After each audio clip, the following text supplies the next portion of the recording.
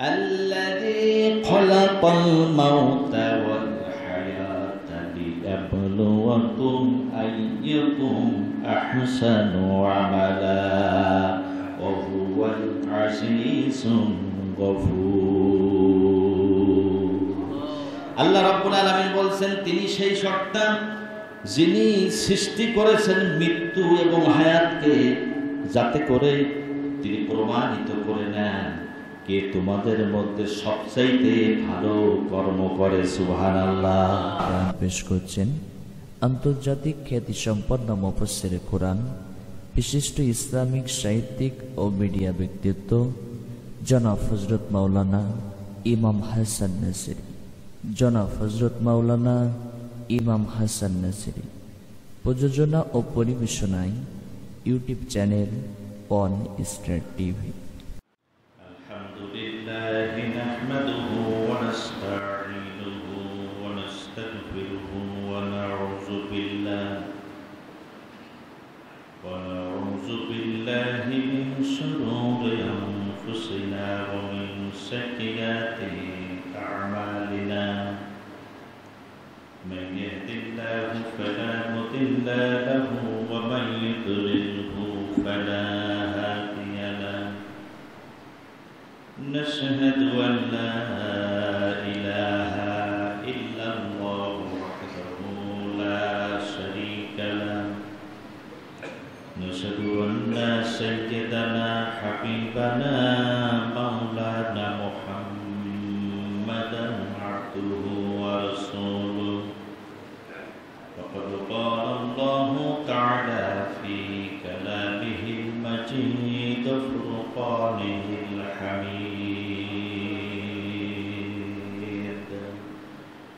أعوذ بالله من الشيطان الرجيم. بسم الله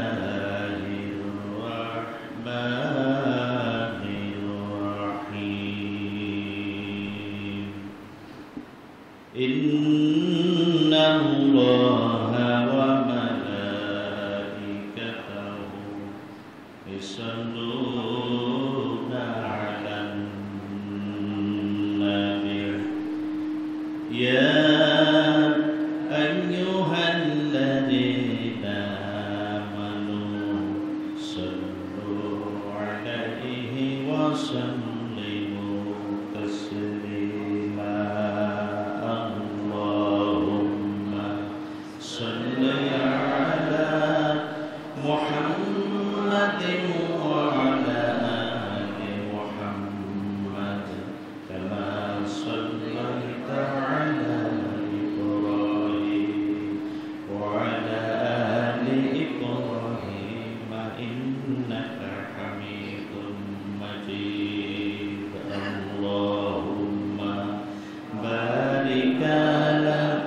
محمد وعلى آل محمد كما باركت على إبراهيم وعلى آل إبراهيم إنك حميد مجيد. উপস্থিত সম্মানিত মুসলিয়ানে কেরাম, যারা এই মুহূর্তে প্রথম সময় উপস্থিত হয়েছে, সকলের উদ্দেশ্যে আমি প্রাণ খোলা সালাম জানাই। আসসালামু আলাইকুম ওয়া রাহমাতুল্লাহি ওয়া বারাকাতুহু। আল্লাহ পাকের দরবারে শুকরিয়া, যিনি দয়া করে আমাদের কবুল করেছেন।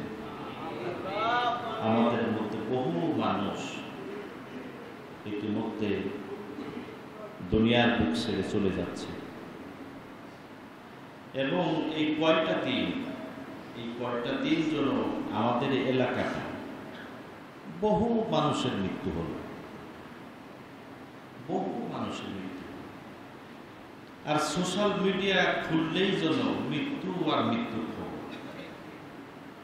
আল্লাহ তাআলা যে দয়া করে আমাদেরকে হায়াত দিলেন, মসজিদে আসার সুযোগ দান করলেন, রোজা রাখার সুযোগ দিলেন, সেই মহান মনিবের দরবারে আমরা শুকরিয়া জ্ঞাপন করি, আমরা বলি আলহামদুলিল্লাহ।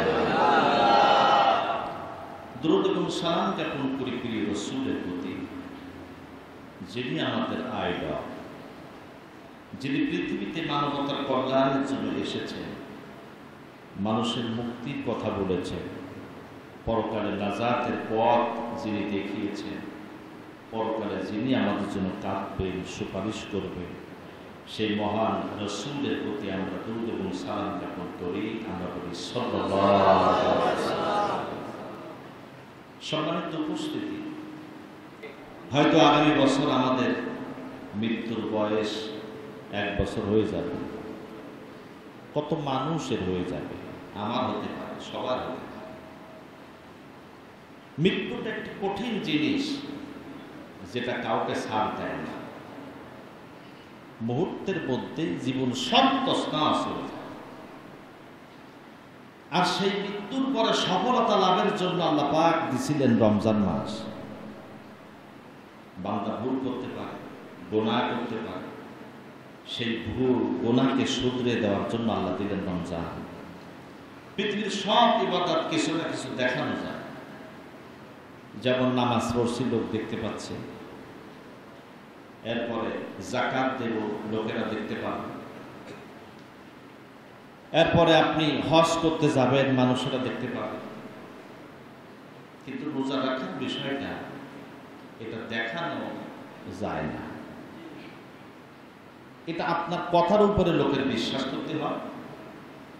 আর অন্য সব ইবাদত মানুষের দেখানো যায়। নামাজ দেখানো যায়, যেটা আগে বললাম, যাকাত দেখানো যায়, হজ দেখানো যায়, এমনকি জিকির আজকার তাসবিহ তাহলিলও দেখানো যায়। এই যে এরকম হাতে তাসবিহ নিয়ে ঘরে মানুষ দেখছে, তাসবিহ নিতে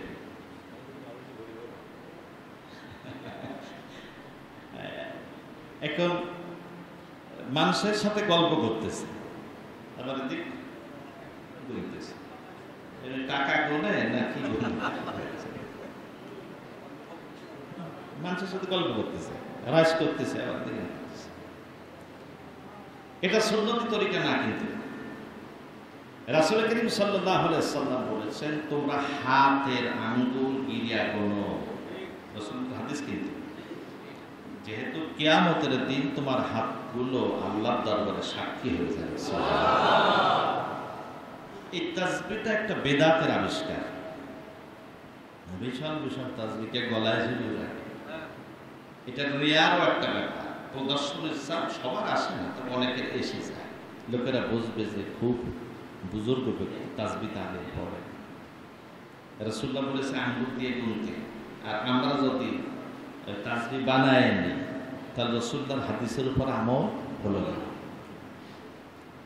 আমি এটা বিষয়টা খুব একটা ভালো নজরে দেখি না। এজন্য একবার অনেকে একটু মনক্ষুণ্ণ হয়েছে, তারপরেও আমি একটা কাজ করছি না। আমাদের এই মসজিদে কে বা কারা তাসবিহ ঝুলাই গেছিল, আমি কিন্তু খুব রাগ করছি না, জানলাগুলো খুলে যায়, খুলে ফেলছিল, অবশ্য খোলা হয়েছে। তার মানে যখনই রাসূলুল্লাহর হাদিস থেকে আপনি ডাইভার্ট হয়ে যাবেন, তখন আপনি সুন্নত থেকে দূরে চলে গেলেন। আর সুন্নত থেকে যখন দূরে চলে গেলেন, তখন শয়তান আপনার উপর আশ্রয় পাবে। এজন্য কোনো সুযোগ নাই, যেখানে হাদিস আছে সেখানে হাদিস অমান্য করার, সাপোর্ট দেওয়ার কোনো সুযোগ নেই। সেটা কেউ খুশি হতে পারে, কেউ রাগ করতে পারে। রাগ করা আর খুশি হওয়া সেটা আপনার পার্সোনাল ব্যাপার। এটা তো কোনো হক আলেমের ওইটা দেখার বিষয় না। তার কারণ আমরা আসছি জোন দিতে, কামলা খাটতে। এটা ওই মসজিদের 2 টাকার বেতনের কামলা না। পৃথিবীর সব আলেমদের আল্লাহর পক্ষ থেকে একটা দায়িত্ব দেওয়া আছে, সেটা হলো তার বাণীগুলো সরাসরি, তার বাণী, রাসূলুল্লাহর বাণীগুলো মানুষের সামনে পেশ করা। এই কামলা দেওয়ার জন্য, জোন দেওয়ার জন্য। মানুষেরা জোন দিয়ে টাকা পায়, আর ইমানদারেরা আল্লাহর দেওয়া এই জোন দিয়ে আল্লাহ তার মজুরি দেবেন, সেটা হলো জান্নাত। সুবহানাল্লাহ। সুতরাং আমরা আসছি ইমানদাররা প্রত্যেকেই আল্লাহর দেওয়া কামলা খাটতে আসছে। সুতরাং সেখানে সাইটাকে কি বলবে এটা দেখার বিষয় না। এই জন্য যেটা মূল কথা বলতেছি না, সেটা হলো পৃথিবীর অনেক আমল দেখানো যায়, কিন্তু রোজার বিষয়টা দেখানো যায় না। আমি গোপনে খেয়ে ফেলতে পারি, আপনার সামনে বলতে পারি খাইনি, আপনি খাইতে পারেন, আমার সামনে বলতে পারেন খাইনি, আমি রোজা। অনেক রাজনৈতিক নেতাদের ইফতার পার্টিতে দেখছি পাশে বসে কত সিগারেটের গন্ধ। তার পার্সোনাল ড্রাইভার আমাদের সাথে হাসে আর বলে, হুজুর নেতা কি বলছে? বলছে ইফতারের ব্যাপারে অনেক কিছু বলছে, রোজার ব্যাপারে অনেক কিছু বলছে। তার ড্রাইভারই বলছে যে ও তো আমার সামনে খাইয়েছে, আমার সামনে খাইয়েছে। এরকম বহু আমাদের জীবনের সাথে প্র্যাকটিক্যাল ঘটেছে। তাহলে বাইরের বোঝার কায়দা নেই, যেহেতু বক্তব্য ঠিক আছে। এই কারণে রোজার বিষয়টি বান্দার নিজস্ব আল্লাহ রাব্বুল আলামিনের সাথে খাস। এই কারণে আল্লাহ রাব্বুল আলামিন বলেছেন, বান্দা রোজা রাখে আমার জন্য, আর আমি এর প্রতিদান আমি নিজে আল্লাহ দান করে দেব। সুবহানাল্লাহ, আল্লাহ নিজে দেবে। তো সেই বিষয়টা, সেই রমজানের প্রশিক্ষণ আল্লাহ দিতে আসছে, দিলেন আমাদের। কে কতটুকু অর্জন করতে পেরেছি আজকে আত্মসমালোচনার ব্যাপার। আমরা হেরে গেলাম না জিতে গেলাম, লাভ করলাম না লস করলাম। আমার আপনার জীবনে এই রমজান তো শেষ রমজান হতে পারে, তাহলে আমি আগামী রমজান তো না পেতে পারি। কি অর্জন করলাম, এটা আমাদের আত্মসমালোচনা করা দরকার। মৃত্যু কাউকে ছাড়বে না, কাউকে ছাড়বে না। মৃত্যু কোনো অ্যাপ্লিকেশন দিয়ে বানানো যাবে না। হায়াত, মৃত্যু আল্লাহ রাব্বুল আলামিনের নির্ধারিত। কোরআনুল কারীমে সূরা আম্বিয়া 35 নম্বর আয়াত। সূরা আম্বিয়া কত নম্বর আয়াত? 35 নম্বর।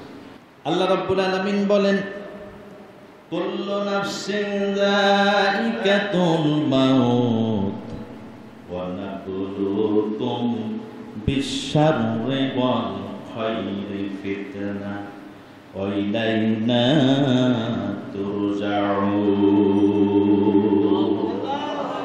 আল্লাহ রাব্বুল আলামিন বলেন, প্রত্যেক প্রাণীকে মৃত্যুর স্বাদ গ্রহণ করতে হবে। এরপরে আমি তোমাদের মন্দ এবং খারাপ এটা দিয়ে তোমাদের পরীক্ষার মধ্যে ফেলবো, আর প্রত্যেককে আমার কাছে ফিরে আসতে হবে। সুবহানাল্লাহ। আয়াতটা কি বলে? আল্লাহ পাক বলেন, কুল্লু নাফসিন যায়িকাতুল মাউত ওয়া নাবলুকুম বিশ-শাররি ওয়াল খায়রি ফিতনা। তোমাদেরকে আমি প্রত্যেক প্রাণীকে মৃত্যুর স্বাদ গ্রহণ করতে পারি, প্রত্যেককে তার মন্দ এবং ভালো দিয়ে আমি পরীক্ষা করব। ওয়া ইলাইনা তুরজাউন, আর প্রত্যেককে আমার কাছে ফিরে আসতে হবে। আমার কাছে মানে কার কাছে? আল্লাহর কাছে। তাহলে দেখেন এখানে শাররি আগে, ওয়া নাবলুকুম আমি তোমাদেরকে পরীক্ষা করব বিশ-শাররি আগে খারাপ দ্বারা, কষ্ট দ্বারা, দুঃখ দ্বারা, ওয়াল খায়রি কল্যাণ দ্বারা, ভালো দ্বারা। আল্লাহ মানুষকে পরীক্ষা করবেন খারাপ দিও ভালো দিও। এই হায়াতটা দিলেন, এই হায়াতের মধ্যে অনেকের জীবন খুব ভালো, মানে ছোটবেলা থেকে অভাব অভিযোগ থাকে না। আবার অনেকের জীবন ছোটবেলায় খুব কষ্ট করতে হয়। কি কষ্ট করে বড় হলে, যখন টাকা পয়সা হয় পিছনের কথা স্মরণ করে কাঁদতে হয়। কত কষ্ট তার ছোট জীবনে হয়। পরে আল্লাহ তার অঢেল টাকা দেয়। আগে দুঃখটা সেটাও ছিল পরীক্ষা, পরে যে অঢেল সম্পদ এটাও পরীক্ষা। কেমন পরীক্ষা? যে আমি তোমার কষ্ট দিছি, এই কষ্টের উপরে রাগ করে তুমি আমার পথ থেকে দূরে চলে গেছো কিনা। যে আল্লাহ এত মানুষের সুখ দেছো, আমার চোখে দেখতে পাও না, আমার কষ্ট দেয়, এরকম রাগ করেছো কিনা। আমি তোমার অঢেল সম্পদ দিছি, সম্মান দিয়েছি, এই অঢেল সম্পদ সম্মানের বহরে তুমি আমার সাথে দাম্ভিকতা করেছো কিনা। এটা আমার পরীক্ষা। দুঃখ পরীক্ষা, সুখ পরীক্ষা। আল্লাহ বলছেন ওই লাইনা তুরজাও, এরপর তোমাদের সবাইকে আমার কাছে ফিরে আসতে হবে। পরীক্ষা নিলাম আমি, আসতে হবেও আমার কাছে। পরীক্ষার ফলাফল কার কাছে? আল্লাহর কাছে। আমরা টোটাল একটা পরীক্ষা হলের মধ্যে, এই পরীক্ষা হলটা হলো দুনিয়া। এই দুনিয়ার মধ্যে পরীক্ষার হল টোটালটাই পরীক্ষা। আপনি সুখে থাকলেও পরীক্ষায় আছেন, দুঃখে থাকলেও পরীক্ষায় আছেন, টোটাল একটা পরীক্ষা। আমার বন্ধুগণ, একজন ব্যক্তি এই পরীক্ষার ময়দানে এসে আল্লাহর উপরে ইস্তেকামাত থাকতে পারবে তখন যখন বেশি বেশি করে মৃত্যুর কথা স্মরণ করতে পারবে। আমার আবু হুরায়রা রাদিয়াল্লাহু তাআলা قال رسول الله صلى الله عليه وسلم أكثر الذكر هذه من لذة يعني الموت رواه الترمذي। তিরমিজি শরীফের 2307 নম্বর হাদিস। অ্যান্ড্রয়েড অ্যাপ সার্চ দিলেই পাবেন। হযরতে আবু হুরায়রা রাদিয়াল্লাহু তাআলা বলেন, রাসূল করিম সাল্লাল্লাহু আলাইহি ওয়াসাল্লাম বলেছেন, তোমাদের সকল আনন্দ আর উপভোগ বিনাশকারী মৃত্যুকে বেশি বেশি করে স্মরণ করো, যে মৃত্যু এসে তোমার জীবনের সব স্বাদকে ভুলাইয়া দেবে। আল্লাহু আকবার। জীবনের সব স্বাদ থামাইয়া দেবে, স্টপ করে দেবে। এই মৃত্যুকে তোমরা বেশি বেশি করে স্মরণ করো। আপনি সুখে আছেন স্ত্রীকে নিয়ে, হঠাৎ করে মৃত্যু এসে আপনার স্ত্রী থেকে আপনাকে পর করে দেবে। আপনি বিরাট আধিপত্যের সাথে আছেন, হঠাৎ করে মৃত্যু এসে আপনার 10 তলা থেকে মাটিতে ফেলায় দেবে। খুব সম্মানের সাথে আছি, আমি যদি এখন মারা যাই একটু আপনার হাত টিপি টুপি দেখবেন হুজুর বেঁচে আছে কিনা, তারপরে টেনে নিয়ে বাইরে রেখে দেবেন। আপনারও বা আমারও না। মানুষ হাসপাতালে মরে যায়, টাইসের বিশাল বাড়ি, মাথার ঘাম পায়ে ফেলে করেছে, হাসপাতালে মারা যায়, বাড়ি এনে বিল্ডিং এ উঠায় না, ওইখান থেকে বারান্দায় একটু উঠায়, বারান্দায় উঠানের মধ্যে রেখে ধুয়ে ফিরে ওইখান থেকে বিদায় করে। হায়রে দুনিয়া, মৃত্যু আপনার সব সম্পদ আভিজাত্য সব বিনাশ করে দিবে। রাসূল বলছেন, ওই মৃত্যুকে বেশি করে স্মরণ করো। মুমিনেরা মৃত্যুকে ভয় পায় না। রাসূলুল্লাহ মৃত্যুকে ভয় করতে বলেননি, মৃত্যুকে আমরা ভয় পাই না। মৃত্যুকে আমাদেরকে বলেছে তোমরা স্মরণ করো, বেশি বেশি করে মৃত্যুর কথা জিকির করো, স্মরণ করো, আর ভয় করো কাকে? আল্লাহ। তারপর মৃত্যুর বাপের ক্ষমতা নাই আমারে মারা, আমাদের মারবে কে? আল্লাহ। সুতরাং মৃত্যুর কথা স্মরণ করে আল্লাহকে ভয় করতে হবে।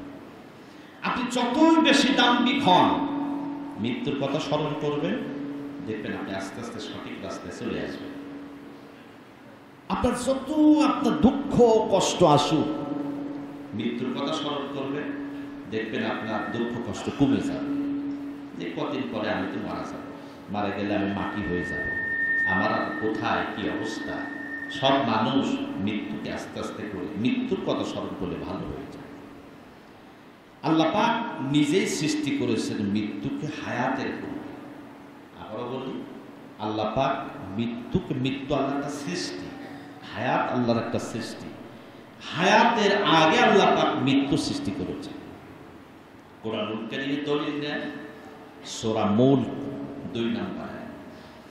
আল্লাহ রাব্বুল আলামিন বলছেন, الذي خلق الموت والحياة ليبلوكم أيكم أحسن عملا وهو العزيز الغفور।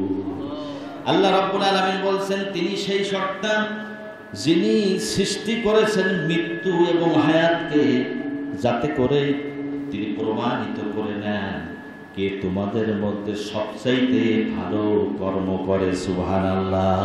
তিনি হলেন আজিজ, তিনি হলেন সুবিজ্ঞ, এবং তিনি হলেন ক্ষমাকারী। বলেন সুবহানাল্লাহ।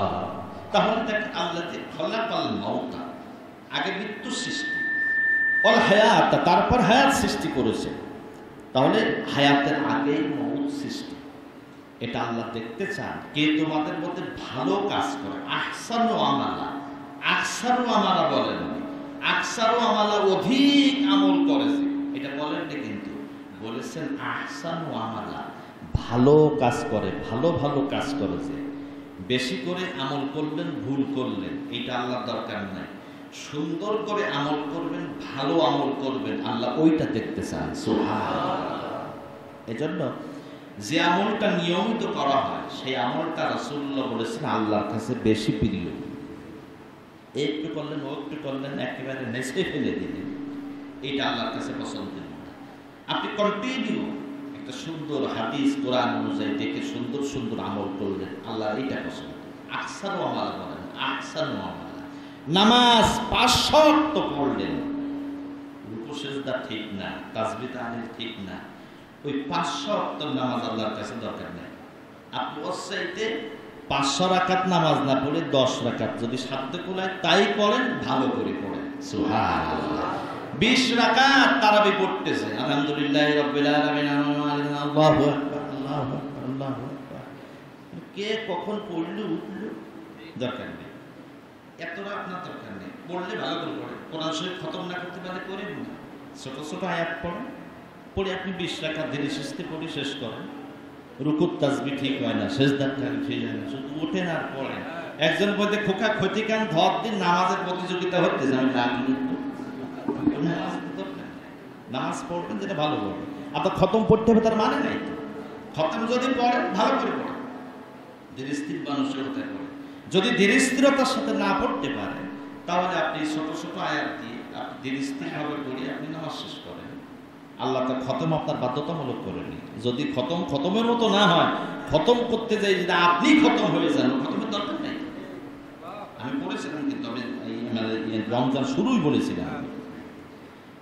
এই জন্য আল্লাহ রাব্বুল আলামিন ভালো আমল চান, সুন্দর আমল চান, আর সেইটাকে প্রশিক্ষণ দেওয়ার জন্য আল্লাহ রাব্বুল আলামিন রমজান মাসকে দিলেন একটা নিয়ম শৃঙ্খলার মধ্যে।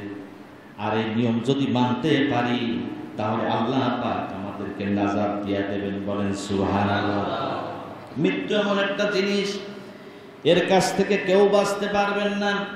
কোরআনুল কারীমে সূরা নিসা ৭৮ নম্বর আয়াত আল্লাহ পাক বলেন, আইনামা তাকুনু ইদরিকুমুল মাউত ওয়ালাউ কুনতুম ফি বুরুজিন মুশাইয়াদা। আল্লাহ পাক বলেন, মরণ তোমারে ধরবেই, তাই তুমি যদি সুড়ঙ্গ কোনো অট্টালিকার মধ্যে অবস্থান করো না কেন, মৃত্যু থেকে তুমি রেহাই পাবে না। মৃত্যু ধরবেই আপনার। যত অত্যাধুনিক চিকিৎসা নেন, ভালো বাড়িতে থাকে, ভালো জায়গায় থাকে, মৃত্যুর জায়গায় আপনি নিজে টাকা খরচ করে পৌঁছায় যাবেন। দেখেন না, মানুষেরা গরিব মানুষ ভিটা বাড়ি সব বিক্রি করে বিভিন্ন জায়গা থেকে টাকা পয়সা লোন টোন নিয়ে মালয়েশিয়া যায়, সৌদিতে যায়, কুয়েতে যায়, কাতারে যায়, কদিন পরে শোনা যায় ওইখানে মারা গেছে। ওইখানে না, মৃত্যু লেখা আছে ওই জায়গায়। এখন ও বাংলাদেশে আছে, ঠিক টাইমই তো আজরাইল পাবে না ওই জায়গায়। এই জন্য ছটফট করে দেখেছেন, এর হাত ধরে ও পা ধরে টাকা দাও, ভিটা বাড়ি সব বেঁচে মরণের জায়গায় পৌঁছায় গেছে। আপনি যাবেন না মোটে, যে জায়গায় ইচ্ছা না সেইখানে আপনি যাবেন, সেখানে মৃত্যু হবে। মানে মৃত্যুর জায়গায় মানুষ নিজে পৌঁছায় যায়। এই কদমতলা এখান থেকে ফেরে 10-12 বছর আগের ঘটনা। একটা লোক, আমার পরিচিত লোক, অ্যাক্সিডেন্টের ভয়তে বাসে ওঠে না জীবনে। অ্যাক্সিডেন্টের ভয়তে বাসে ওঠে না, বাজারে যায় তাও কোনোদিন বাসে ওঠে না, বাস দেখলে দূরে যায়। কদমতলা পার হয়ে, বাজার পার হয়ে সেই গাছটা, বড় আম গাছ ছিল, এখন আছে ওই আম গাছে একবার বাস মেরে দিয়েছিল 8-10 বছর আগে। যে লোকটা বাসের অ্যাক্সিডেন্টের ভয়ে বাসে ওঠে না, ওই বাসের অ্যাক্সিডেন্টে ওই লোকটা ওইখানে মারা গেছিল। বাস দেখে তাড়াতাড়ি গাছের পাশে দাঁড়িয়েছে, বাস এসে মেরে দিয়েছে। তার মৃত্যু যার যেখানে থাকবে, কেউ রেহাই পাবে না। এই জিনিসটা বেশি করে স্মরণ করতে বলেছে আল্লাহ। রাসূল বলেছেন এটাকে স্মরণ করো। তা মৃত্যুর কথা স্মরণ করলে আপনি এক ওয়াক্ত নামাজ কাজা করতে পারবেন না। রমজানে যা আমাদেরকে শেখায় তার মধ্যে সবচাইতে বড় প্রশিক্ষণ হলো কিন্তু নামাজ। সুবহানাল্লাহ। দেখেন রোজা রাখছেন সারাদিন, কিছু খান, পানি পান করেন, এই প্রচন্ড তাপ, কিচ্ছু খান নাই। এখন স্বাভাবিক তো ছিল যে আল্লাহ তো রহমান রহিম, আল্লাহ তাআলা তো বড় বড় নামাজ কমায় দেওয়ার একটা সম্ভাবনা ছিল, কথা ছিল বলবো না, যেহেতু আল্লাহ যেটা বলেছিল ওইটা ঠিক। সম্ভাবনা ছিল যে বান্দা সারাদিন খাই দিয়ে রাতের বেলা ক্লান্ত হয়ে যাবে, ওর চাইতে ঈশান নামাজ 4 রাকাতের জায়গায় 2 রাকাত করে তাড়াতাড়ি ঘুম পড়ুন। কিন্তু কি হয়েছে ঘটনা উল্টে গেছে। সারাদিন কষ্ট করেছে, আবার রাত্রে তারাবি কিয়ামুল লাইল বহুত ফজিলাত দিয়েছে। তার মানে বিশ্রাম তো দূরের কথা, রমজান মাসে আরো নামাজের পরিশ্রম বেড়ে গেছে। সুবহানাল্লাহ। যে রমজান আমার শেখালো, আপনারে শেখালো নামাজ, মসজিদে এখন কত মুসল্লি, কত মুসল্লি, আলহামদুলিল্লাহ বলেন আলহামদুলিল্লাহ।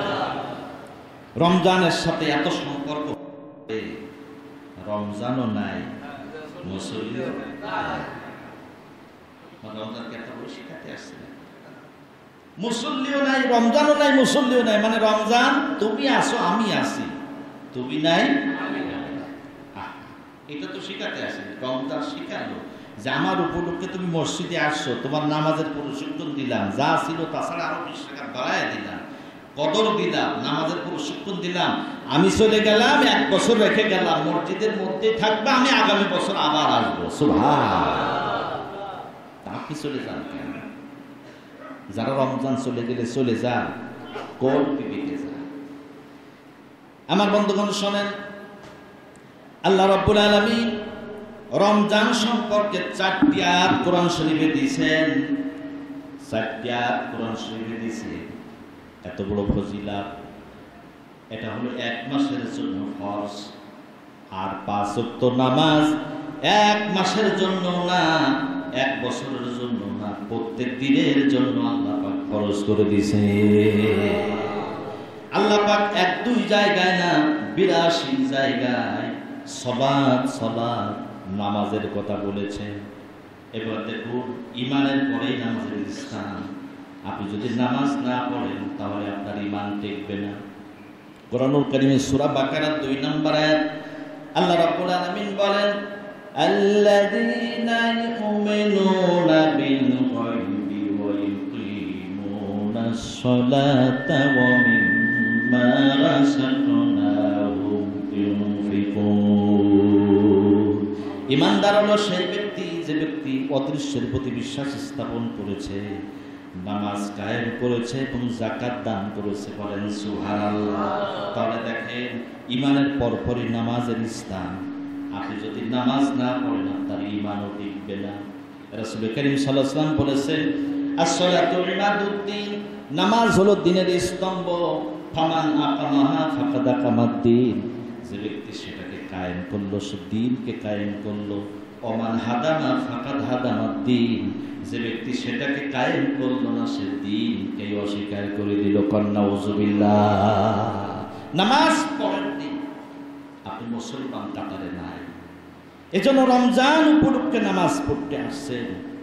রমজান চলে গেলে যাওয়ার কোনো সুযোগ আপনার নাই। এটা ঈমানের কাতারে যখন আপনি আসছেন, যখন কলেমা পড়েছেন, যতদিন বেঁচে থাকবেন ততদিন নামাজ নামাজ নামাজ। সুবহানাল্লাহ। অনেক মানুষ আছে তাদের কাছে যখন নামাজের দাওয়াত দেওয়া হয় খুব রেগে যায়। হ্যাঁ বুঝি না, তোমাদের কাছে শিখা রাখবে না, আমি এমনি হয়েছি এগুলা, তোমার কাছে শিখা রাখবে, যাও তোমার কাছে আমার কাছে করবো, আমার জান্নাত আমি দেখে নেব। একটা লোক আপনারা নামাজের দাওয়াত দিল আর আপনি এইভাবে ধমক দিয়ে পাঠায় দিলেন। সে তো তার দাওয়াত দেয়নি, সে দাওয়াত দিয়েছে আল্লাহ রাব্বুল আলামিনের দাওয়াত। কিছু মানুষ আছে বলে নামাজ পড়বো কার পিছনে, সেরকম করে ঈমান আছে। তা যদি না পাও তুমি পড়াও, তুমি পড়াও। যে ভাইরা তেমন ইমাম যেহেতু পাচ্ছে না, এই জন্য আমি আজকের থেকে ইমামতি করব। মুসল্লিরা পিছুতে পড়বে, লা হাওলা ওয়ালা কুওয়াতা। কিছু তো পাবা, কিছু তো পাবা। তো সেই কত নামাজ পড়ো, পড়ো, কারোর পিছনে না পড়ো, নিজে নিজে পড়। কত নামাজ। কিছু লোক আছে বিশাল গোপ, দাড়ি ফাড়ি নাই, এখানে তাপও বেশি, সম্মানে ধমকও দেয়। এই কলারও একজন ছিল, তার কাছে নামাজের দাওয়াত দিতে যাই বহুত লোক লাঞ্ছিত হয়েছে, বহুত লোক লাঞ্ছিত হয়েছে। বিশাল একটা ব্যাপার। গেলে দেখ থামো, তোমাকে সব কোরআন হাদিস বহু টাকা গণিত হয়েছে।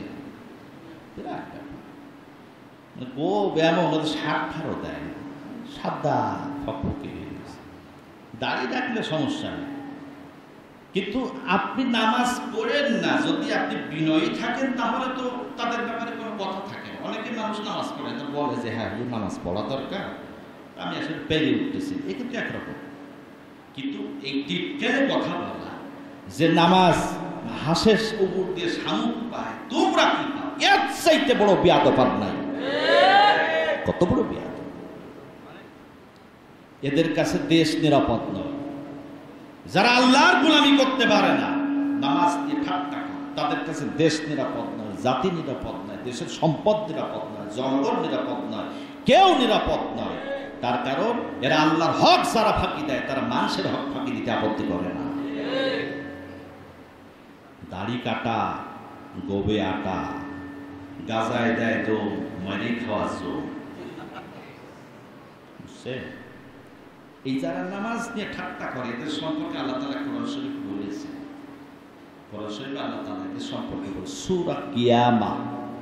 কোন সূরা? সূরা কিয়ামা 31, 32, 33 তিনটি আয়াত। দেখুন সেম এদের কথাই বলেছেন যারা নামাজ নিয়ে ঠাট্টা করছে। আল্লাহ রাব্বুল আলামিন বলেন ফালা সাদ্দাকা ওয়ালা সাল্লা, তারা নামাজ, তারা সত্যকে গ্রহণ করে নাই আর নামাজ আদায় করে নাই। ওয়ালাকিন কাযযাবা ওয়া তাওয়াল্লা, এবং সত্যকে অস্বীকার করেছে আর মুখ ফিরাইয়া নিচে দাম্ভিকতা ভরে। সুম্মা যাহাবা ইলা আহলিহি ইয়াতামাত্তা, এরপরে সে ব্যক্তি নিজের লোকজনের মধ্যে ঢুকে গেছে অহংকার বশবর্তীতে। দেখেন আরেকটা বিধান, ফালা সাদ্দাকা ওয়ালা সাল্লা, বাড়িতে মিল করে দেখবেন যে লোকটি সত্যকে গ্রহণ করলো না, নামাজ পড়লো না, এরপর আল্লাহ তাআলা বলছেন যে সে সত্যকে অস্বীকার করলো আর মুখ ফিরায়, সুম্মা তাওয়াল্লা, দাম্ভিকতা বলে মুখ ফিরায় নিয়ে গেল। সুম্মা যাহাবা ইলা আহলিহি ইয়াতামাত্তা, এরপরে সে নিজের লোকজনের মধ্যে দাম্ভিকতা বশত ঢুকে গেল। আল্লাহ 1450 বছর আগে কোরআনে যে কথা বললেন কত বাস্তব। আল্লাহু আকবার। আপনি যদি এই কাতারে থাকেন, আপনার আপনজন যদি কেউ এই কাতারে থাকে, হাত পা ধরে তারে বলবেন যে বাবা এই পথে থাকো না, ফিরে আসো, নামাজ পড়ো। নামাজ, নামাজ কোনো দলীয় এজেন্ডা না। নামাজ হলো আমরা মুসলমান হিসাবে আমাদের প্রত্যেকের কন্টিনিউ দায়িত্ব। বলেন সুবহানাল্লাহ। ও যুবক, ও তরুণ, আজকে ইবাদতের বয়স এখন বেশি। মসজিদে নামাজের আজান হলে মসজিদে ছুটি আসবা। কে কোন দলের কথা বললে ওইটা কথা না। কথা হলো আমি মুসলমান, আমার আজান হয়েছে, আমি নামাজ পড়ব। সুবহানাল্লাহ। এই কাজে যদি কেউ বাধা দেয়, তার কথা শোনা, এটা কোনো ইমানদারের লক্ষণ না। এই জন্য আমাদের প্রত্যেকের পাহারা দিতে হবে নিজেকে। আমি নামাজ পাঁচ ওয়াক্ত পড়লাম কিনা, আমার সন্তান পড়তেছে কিনা, আমার স্ত্রী পড়তেছে কিনা, আমার আহলবর্গ পড়তেছে কিনা, আমি রাজনৈতিক দলের নেতা হিসাবে আমার কর্মীরা পড়তেছে কিনা, আমার সহযোগীরা পড়তেছে কিনা। আপনি জানেন যারা নেতা দল চালান, বিভিন্ন দল, কত বিপদে কিয়ামতের দিন পড়বে, কত বিপদে পড়বে, গা সব শিউরে উঠে। ওই প্রত্যেকটা কর্মীরা কিয়ামতের দিন নেতারা ধরবে, তোমার কথা কত কিছু শুনছি, তুমি আমার নামাজ পড়াওনি কেন? আল্লাহরে বলবে যে আল্লাহ আমারে যদি তুমি একটা দোজক দাও, ওরে ডবল দোজক দাও, ওর কথা শুনে আমি চলছি। আস্তাগফিরুল্লাহ। কোরআনের দলিল দিবেন, একেবারে দলিল এইভাবে করে। জাহান্নামীরা বলবে আল্লাহ আমারে যদি এক দোজক দাও, ওরে ডবল দোজক দাও। তাহলে যারা আপনারা দলীয় নেতা, দল নামাজের যখন সময় হবে কর্মীদের নিয়ে নামাজে দাঁড়ায় যাবে। আজান হয়েছে, সব কাজ কাম, এই একজন আজান দাও, আজান দেবে যারা মুসলমান সব নামাজে পড়বে। সুবহানাল্লাহ। হিন্দুদের জোর করে নামাজ পড়ানোর দরকার নেই, সে তার ধর্ম পালন করবে। আপনি মুসলমান, আপনার দলীয় অফিসে কাজ করতেছে, আজান হয়ে গেছে, একজনের বলবেন এই আজান দাও, অফিসের মধ্যে আজান দাও, সব দাঁড়ায় যাবেন নামাজ। আল্লাহর রহমত আপনার উপরে বর্ষণ হবে। সুবহানাল্লাহ। আমার বন্ধুগণ, এজন্য আমি আপনাদের কাছে বিনয়ের সাথে বলি, নামাজ নামাজ নামাজ নামাজ ছাড়া কিয়ামতের দিন মুক্তির কোনো পথ নাই। যেখানে যাবেন সেখানে নামাজ। আর নামাজ পড়ে যদি মরতে পারেন, আল্লাহর আনুগত্য করে যদি মরতে পারেন, মরবেন দোয়া অনুষ্ঠানের ভরসা করা লাগবে না, মরবেন তো আল্লাহ রাব্বুল আলামিন জান্নাতে পৌঁছায় দেবেন। সুবহানাল্লাহ। আজ আমি আপনাদের দরদ ভরা কণ্ঠে বিনয়ের সাথে আবেগ দিয়া বলি, যে নামাজ আমার জান্নাতের কারণ, যে নামাজ না পড়া জাহান্নামের কারণ, যে নামাজ না পড়লে মুসলমান থাকা যাবে না। আজকে আমরা নিয়াত করব যতদিন মালাকুল মউত মাথার কাছে না আসে আমরা 5 ওয়াক্ত নামাজ পড়ব। বলেন ইনশাআল্লাহ। সবাই বলেন ইনশাআল্লাহ। এতক্ষণ শুনলেন মুহতারাম মাওলানা ইমাম হাসান নাসিরী হুজুরের তাফসীর। Mobile number 01712833097। হুজুরের সকল তাফসীরের অডিও ভিডিও সবার আগে পাওয়ার জন্য অন স্টার টিভি চ্যানেলটিকে সাবস্ক্রাইব করে আমাদের সাথেই থাকুন। জাযাকাল্লাহু খাইর।